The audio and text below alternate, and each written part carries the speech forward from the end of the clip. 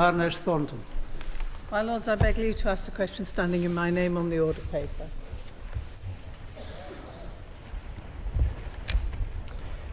The menopause is a priority area in the women's health strategy. The NHS has a menopause programme to improve clinical menopause cause care in England and reduce disparities in access to treatment.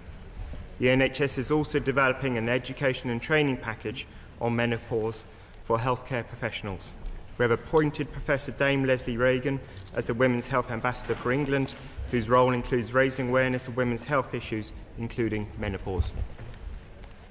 Thank the Noble Lord the Minister for that answer.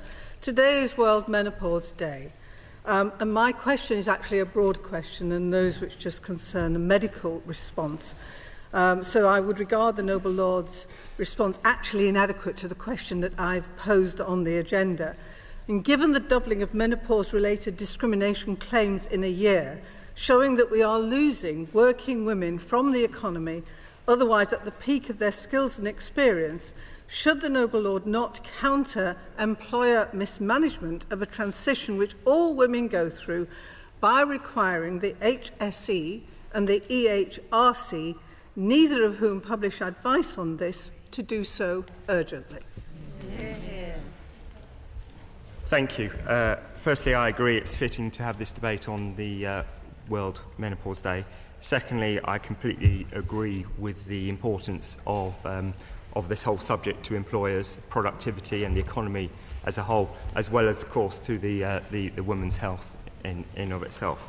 I'm sure, as the Noble Lady is aware, 10% of people during menopause end up leaving their job, which is, a real loss to business and obviously a loss to that individual. So I totally agree. That is why we've, through the world, through our strategy, we're appointing an employee champion in this area, and their job will be very much to outreach to employers and work with them to make sure that this is very high up in their agenda. And as an employer myself, in my personal entrepreneurial life, I must agree that it is an area of utmost importance.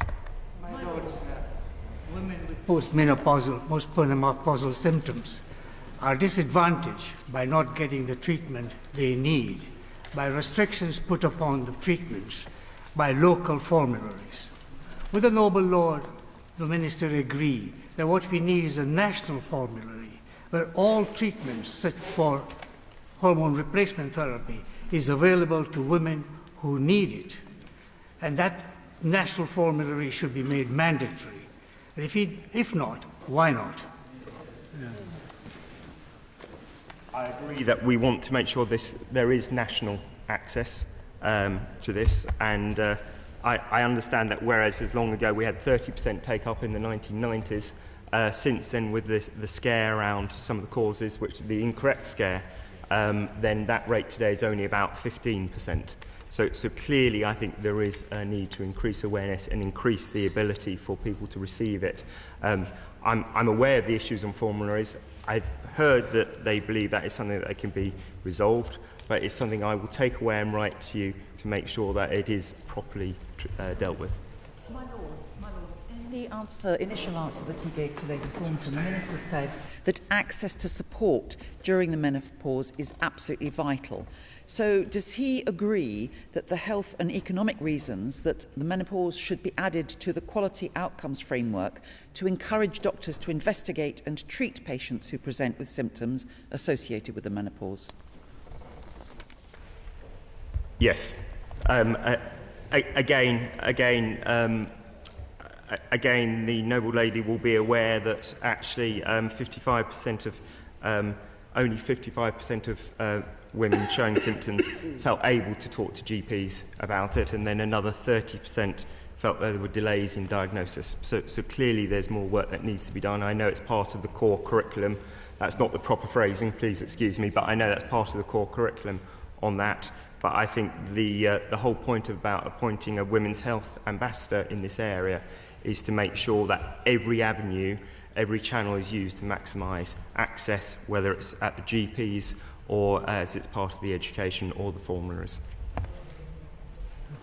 My Lords, I would like to ask the Minister what consideration has been given to allow women who need treatment for the menopause to have free prescriptions, like they do in Wales, for example, where no one has to pay for any prescriptions in Wales, and Scotland and Northern Ireland. It's only in England where there's prescription fees. This would be a great help to women if they could have free prescriptions, and it would remove a financial barrier from them to access treatment. Thank you. With constraints on the public purse, I, like many others, believe that actually targeted support is probably the best form of support here, and 60% of women actually receive it free. At the same time, I think to prevent it being a barrier to the others, as I'm sure the noble lady is aware, we are introducing next year a fixed cap so that the cost should only be £19 maximum per year. So again, that doesn't, I believe, act as a disincentive to the 40% of people who can afford to pay. My Lords, I draw attention to my registered interests. The menopause is associated with an increased risk for heart attacks and strokes as a result of falling estrogen levels. Despite this, women are consistently less well represented in cardiovascular clinical research than men. Is the noble Lord the Minister content that the publicly funded research effort ongoing in cardiovascular disease is going to be able to adequately address the challenge of postmenopausal heart disease? Thank you. I won't pretend to be able to give a detailed answer at this point. I am aware that through the Health and Wellbeing Fund, part of that funding is to make sure that kind of the women's reproductive health is included properly in some of these research programs, but I will look up specifically on the cardiovascular point and respond in writing. Is the noble Lord aware of the report from the Fawcett Society, which showed an estimated 900,000 women have left the workforce and countless others are reducing their hours and avoiding promotion because of their menopause symptoms?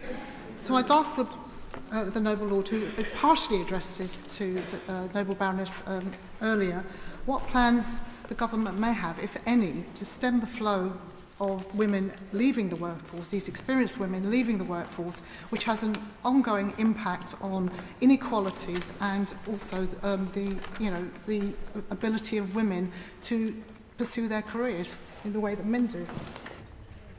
Thank you. I agree again with the point. Helpfully, Baroness Thornton pointed me towards the Fawcett report, the excellent Fawcett report this morning, for which I'm grateful for, and it makes a very interesting read. As I mentioned earlier, the statistic that 10% of women during menopause end up leaving employment, I think, is a very, very telling one.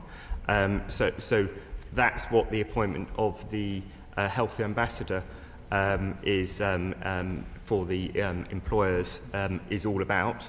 I think I'd like to say on this as well, and hopefully you can see the seriousness of which I take the subject, because I think it's vital, not only, as I say, to women, but actually to the economy and business as a whole, that for this time next year, if I'm still here, that I would like to commit to doing a stock-take report on the progress that we've made in this in the year, because I think it is something of vital importance. I'm grateful to the noble Lord the Minister again for the tone of his very serious tone of his response to this question, and I declare an interest which is not in the register but self-evident from my date of birth, which is public information. Would he readdress that part of my noble friend's question that was about the EHRC, and whether that body, that public body, has a role in setting out guidance for employers? And would the noble Lord the Minister, in the light of his commitment on this subject, suggest that the Equality Act needs to be at the very least enforced and possibly beefed up in this regard? Thank you. Firstly, if I haven't answered the point satisfactorily on the EHRC, then I apologise, and it's best that I follow that up in writing to make sure that I answer that point properly. In terms of the Equalities Act, as I'm sure everyone's aware, in terms of the protected characteristics, it should be covered within the discrimination be it in terms of sex or age. But at the same time, and I believe there are cases that show that it has been proven to be used correctly in that right. So I believe that the capability is there, but clearly if it's not an adequate reason for redress under the Equalities Act, then obviously that's something that would need to be looked at in the future.